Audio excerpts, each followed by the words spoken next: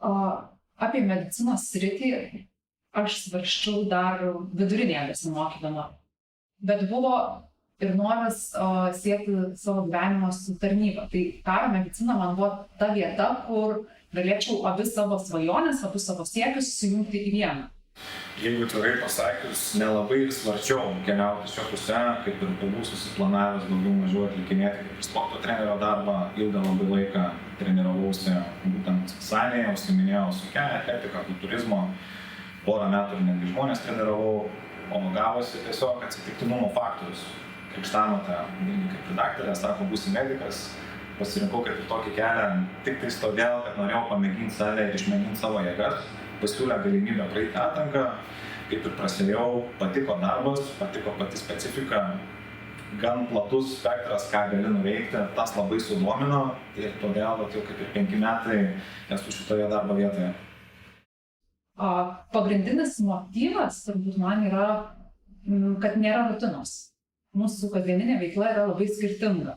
Ir vieną dieną mes praleidžiame savo nuolatinėje dislokacijos vietoje, savo dalinėje, kitą dieną mes galime būti kažkur pratybose, kadangi aš tarnauju karinių jūrų pajėgų medicininės paramos vienete, tai trečią dieną mes galbūt esame jūroje, aplankome kartais užsienio uostus, tai nėra rutinos, mes pastoviai kažką vis kito veikiam, vedam mokymus, o ta veikla yra labai skirtinga. Tai tas turbūt labiausiai ir patinka, kad nėra rutinos, neatsibostam, yra tos tokios kasdienybės, kaip kuriuose kitose darbuose.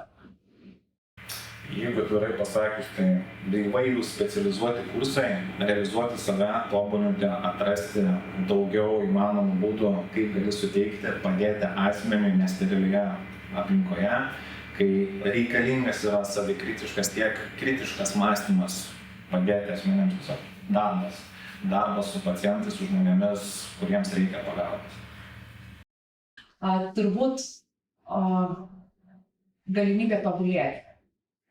Karo medicinoje tarnaujantiems žmonėms yra tikrai sudaroma daug sąlygų kelti kvalifikaciją tiek civiliniuose kursuose, tiek kariniuose kursuose, ne tik Lietuvoje, bet ir už Lietuvos ribų.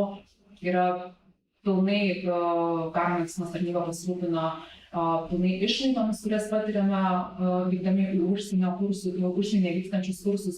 Tai tikrai ta galimybė tobulėti, kelti kvalifikaciją. Jeigu atvirai pasakius, tai būtent specializaciniai kursai, kur gali save tobulinti, kaip ir kolega minėjo, tiek išvykos užsienio šalis, tobulinti save, tarptautiniai kursai, pažinti su asmenimis, dalintis informaciją ir siekti bendro tikslo. Liekame turbūt panašiausiai čia būtų sakyti į pirminės sveikatos priežiūros centro funkciją.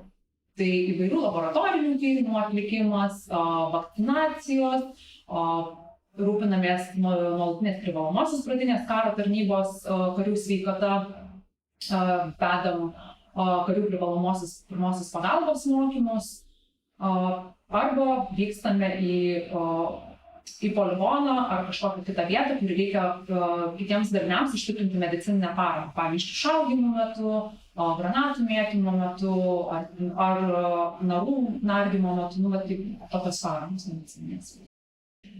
Tai vienas iš mitų, kurį man dažniausiai teko girdėti ir dažniausiai tai būna klausimo formatu, tai klausia, tai ką jūs darot, kai nėra karo? Tik nieko nedirbat. Jeigu nėra karo, medikas nedirba. Čia kaip ir yra pagrindinis mitas, kad sėdam, geriam kavutę, iš tikrųjų to nėra, visą laiką vyksta tobulėjimas. Karo medicinoje tarnaujantys kariai, jie ne tik yra medikai, pirmiausia, jie yra kariai. Tai mes turime visiškai tokį patį pilną karinį rengimą, tai kovinio šaudymo pratybas, laikome karių fizinio parengtumo testus, kam nuolatos irgi reikia ruoštis, tai visi tie dalykai įeina į mūsų taip pat kasdieninę veiklą. Toksai mitas, kad mes nieko neveikiam, jeigu nėra pacientų, reiškia, yra gera padėtis visuomenė. O pagrinde visą laiką vyksta tobulinimas, kabutės nereikia. Svarbiausia, nebijoti. Kartais gali kilti tų abejonių, ar čia tikrai man, ar aš tikrai sugebėsiu. Tai nepabandęs mes nesugebėsim nei vienas.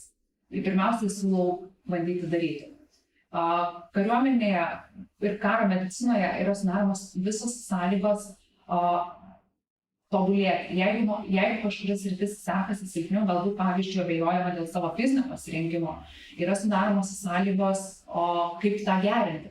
Ir prieš pradedant savo įprastinę veiklą karo medicinos tarnyboje, prieš tai vis tiek ar jis vyksta į privalomuosius pradinius mokymus karinius, kuriuose būtent ir tas fizinis pasirengimas yra stiprinamas, suteikiamos bazinės žinios apie kariuomenės struktūrą ir individualūs kario įgūdžiai. Tai visa tai yra ruošiama palaipsniui, pakankamai lengvu tempu, sudarant poilsio darbo režimą, tai visa tai yra pakankamai gerai paruošiama ir tada jau drąsiai galima įsilieti į kolektyvą.